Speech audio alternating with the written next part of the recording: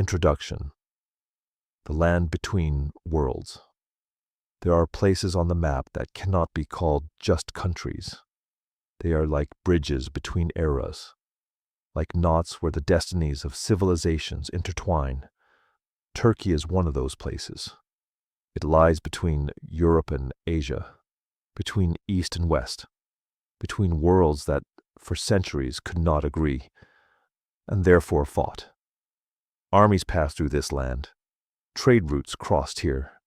Empires were born and died here. Everyone who came here understood one simple truth. Whoever controls this territory controls movement between continents. That is why it has been fought over for thousands of years. But Turkey is not just a country. It is the heir to empires, ancient civilizations of Anatolia. The history of this land began long before the word Turkey even existed. Anatolia is one of the oldest centers of human civilization. Thousands of years ago, the first complex states emerged here. Among the most powerful were the Hittites. Their empire dominated the region as early as the second millennium BC. They fought with Egypt, created laws, and signed some of the first known peace treaties. This was not just an army, it was a developed state. Later, new powers rose on this land. Phrygia, with its legendary kings and myths. Lydia, a kingdom that changed the world's economy. It was here that metal money, coins, first appeared. From that moment on, trade would never be the same. The western coast of Anatolia was settled by the Greeks. They founded cities that became symbols of the ancient world. Troy tied to a place of legend and the war. Ephesus, one of the greatest cultural and trade centers of its time. But this was not the end. From the east came the Persian Empire. It conquered these lands and incorporated them into its vast administrative system. Thus, Anatolia became a true crossroads of the world. Cultures clashed here, religions intertwined, ideas were born that would change history. The era of Rome and Byzantium. Over time, this strategically vital land attracted a new power, the Roman Empire. Anatolia became part of it and quickly turned into one of its key regions. But the real turning point came later. Emperor Constantine the Great made a decision that changed history. He moved the capital of the empire to the ancient city of Byzantium. Thus, Constantinople was born, a city that would soon become the center of the world. After the fall of the Western Roman Empire, the eastern part survived. We call it Byzantium, and Constantinople became its heart. This was not just a city. It was a fortress, a Torgovy hub, a cultural center, and a symbol of power. Wealth, knowledge, and religion were concentrated here. Byzantium became the main stronghold of Christianity in the East. Its temples, laws, and traditions influenced millions of people. But with greatness came constant threats. For centuries, the empire repelled attacks. Persians, Arabs, Crusaders. Each of them tried to take this city. Each understood, if Constantinople falls, the entire world will change. But Byzantium endured for centuries, until a new force appeared on the horizon, the arrival of the Turks and the Seljuks. In the 11th century, the balance of power began to shift rapidly. From the east came new players, Turkic tribes from the depths of Central Asia. They were unlike the settled civilizations. Nomads, warriors, people привыкшие к суровым условиям и постоянному движению. Their strength was in speed, in their ability to adapt, and in their ruthless tactics. Over time, these tribes united under the Seljuks. A new powerful state was born. They began advancing westward, straight into the heart of Byzantium. And in 1071, an event occurred that would forever change the fate of the region: the Battle of Manzikert. The Byzantine army, one of the strongest in the world, suffered a crushing defeat. This was not just a loss, it was a turning point. After Manzikert, Anatolia was no longer a secure stronghold of Byzantium. The Turks began to settle these lands in large numbers. They brought with them their language, culture, and religion. Cities changed. The landscape changed. The very identity of the region began to transform. The Turkification of Anatolia had begun, and it could no longer be stopped. The rise of the Ottoman Empire. By the end of the 13th century, Byzantium had weakened. Its borders were cracking. Its vlast was losing control over the outskirts. And at that very moment, on the edge of the empire, a small state emerged. It was led by a man named Osman I. His lands were modest, but his ambitions were not.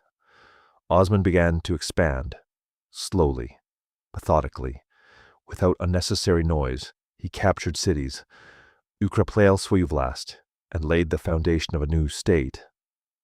After his death, his descendants continued his work, and what followed would later be called one of the fastest rises in history. The Ottomans expanded in all directions. They seized Byzantine lands, pushed into the Balkans, subjugated more and more territories. Their success was no accident. They built an effective system of governance, flexible yet firm, a strong army, disciplined and loyal, and a state capable of integrating different peoples and cultures. A small principality was turning into an empire, and ahead of them stood the ultimate prize, Constantinople. The fall of Constantinople, 1453. By the mid-15th century, Byzantium was only a shadow of its former power. Constantinople still stood, but it was surrounded by enemies. And then, a young sultan entered the stage, Mehmed II. He was just over 20 years old, but his goal was clear: to capture the city that had been considered unconquerable for centuries. The siege began in 1453. The Ottomans brought with them something the world had never seen before: massive cannons. The walls that had protected the city for 1,000 years began to crumble. Day after day, the fighting continued. The tension grew. The city held on with its last strength. But on May 29th, 1453, it was over. The Ottoman army broke through the defenses. Constantinople fell. This was not just the capture of a city. It was the end of an entire era. The Byzantine Empire ceased to exist. The city that had once been the center of the Christian world became the capital of a new power, the Ottoman Empire.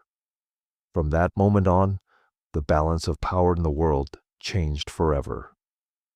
Europe gained a new, powerful, and dangerous neighbor, and the Ottomans gained the key to controlling 2 continents. History was entering a new phase, the phase of an empire that would become one of the greatest in human history. The Golden Age of the Ottoman Empire.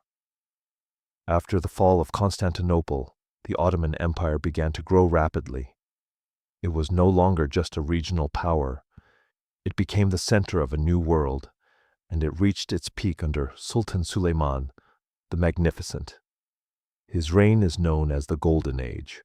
The empire stretched across 3 continents: the Balkans, the Middle East, and North Africa. The Ottomans controlled key trade routes, seas, cities, crossroads of civilizations. Istanbul became one of the greatest cities in the world, a center of power, culture, and wealth. Grand mosques were built here. Architecture, science, and art flourished. But the foundation of power was not only culture, it was the system. Clear, structured, effective. The empire knew how to govern vast territories and diverse peoples, different religions, different traditions. The army played a crucial role. The Janissaries, elite troops created through a unique system, discipline, training, absolute loyalty. The Ottoman army was considered one of the strongest in the world, and at that moment, it seemed that this empire was eternal, that nothing could stop it. But history is never linear, and after every peak comes decline and crisis. Over time, something began to change. At first, almost imperceptibly, Europe began to develop faster. Science, technology, the military, everything was moving forward. And the Ottoman Empire was gradually falling behind. The system that had once been its strength began to slow it down. Reforms came too late. Power became less effective. Problems grew within the empire. Corruption, power struggles, loss of control over territories. The Janissaries, once the elite of the army, began to lose their effectiveness. They increasingly interfered in politics. The empire was becoming heavy, slow, inflexible, and most importantly, it began to lose territories. One by one, the Balkans, parts of the Middle East, influence in Europe. At some point, the Ottoman Empire began to be called the sick man of Europe. It was no longer an insult. It was reality. The empire still existed, but it no longer controlled the course of history. It was trying to catch up with it, and failing. World War I and collapse. The beginning of the 20th century became the final test. When the world plunged into a global conflict, World War I, the Ottoman Empire made its choice. It entered the war on the side of Germany. It was a risk, and it did not pay off. Fighting took place on multiple fronts. The empire was being exhausted. Resources were running out. The army was weakening. Control over territories was collapsing. And when the war ended, the Ottoman Empire was among the defeated. The division of its lands began. The victors planned to literally erase it from the map. An empire that had existed for more than 6 centuries was on the brink of total disappearance. It seemed like the end, the final point in the history of a great power. But at that very moment, a man appeared who would change everything. And a new chapter began, not the story of an empire, but of a country, modern Turkey. The birth of modern Turkey. After the defeat in World War I, it seemed that everything was over. The empire was destroyed, its territories divided, its future uncertain. But at that very moment, a man emerged who refused to accept this ending. Mustafa Kemal Atatürk, a soldier, a strategist, a reformer. He led a resistance movement. The War of Independence began. This was not just a struggle for territory. It was a fight for the right to exist, against foreign armies, against the partition of the country, against the very idea of disappearance. And Turkey endured. In 1923, the Republic was proclaimed. But Ataturk understood, winning the war was not enough. The country had to be completely transformed, and he did what only a few in history have dared to do. He dismantled the old system and built a new one from scratch. The Ottoman legacy was left behind. The caliphate was abolished. The state became secular. Religion was separated from politics. Society changed. The Latin alphabet replaced the Arabic script. Education was reformed. Laws, clothing, and culture were transformed. It was a sharp, painful but necessary break with the past. Turkey ceased to be an empire and became a modern nation. Turkey, In the 20th century, after the reforms of Mustafa Kemal Atatürk, the country changed beyond recognition. But transformations of this scale never happen smoothly. Turkey became a secular state, oriented toward the West, with a new system of education, laws, and way of life. However, tensions remained within society. Part of the population supported the reforms. Another part saw them as a rejection of tradition and religion. This contradiction would become one of the main lines shaping the country's future history. After Ataturk's death in 1938, Turkey continued his course, but without his firm control. During World War II, the country tried to remain neutral, and only at the very end formally joined the Allies. After the war, the world split into two blocks, and Turkey made a strategic choice. In 1952, it joined NATO, becoming an important ally of the West. Its geography once again played a key role. A border with the Soviet Union, control over the Straits, proximity to the Middle East. Turkey became a crucial element of the Cold War. But inside the country, the situation remained unstable. The military, which saw itself as the guardian of Ataturk's secular course, seized power several times. Military coups took place in 1960, 1971, and 1980. Each time, they were justified by one goal: to preserve the state and its direction. But each intervention left its mark. The political system became more complex. Society became more divided. Nevertheless, the country continued to develop. The economy gradually grew. Cities expanded. Turkey became increasingly integrated into the global world. This was a century of searching, a search for balance between tradition and modernization, between the military and civilian power, between East and West. And that search is still not over. Modern Turkey. At the beginning of the 21st century, Turkey entered a new phase. The country began to strengthen rapidly. Economic growth, large-scale infrastructure projects, development of industry and technology. Turkey became more than just a regional player. It began to claim global influence. In the 2000s, Recep Tayyip Erdogan came to power. And from that moment, a new chapter began. At first, his policies were seen as an attempt to combine Islamic traditions with modern statehood. The economy grew. Living standards improved. The country became more confident. But over time, the course began to change. Power became more centralized. The political system, more rigid. The attempted coup in 2016 became a turning point. After it, large-scale changes began within the country. Control intensified. The structure of power shifted.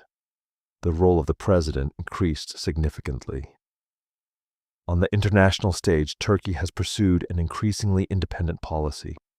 It participates in conflicts, influences events in Syria, Libya, and the Caucasus. It actively engages with both the West and the East, sometimes as an ally, sometimes as an independent player, and once again, as thousands of years ago, its geography defines its destiny. Control over the Straits, a link between continents, a mediator between different worlds. Turkey remains a country that cannot be ignored, the empire that never disappeared.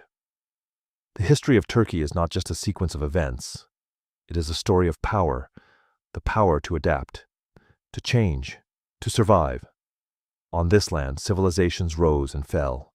Hittites, Greeks, Persians, Rome, Byzantium, Ottomans. Each left its mark. Each became part of what we see today. Empires came and went. Borders changed. Names disappeared.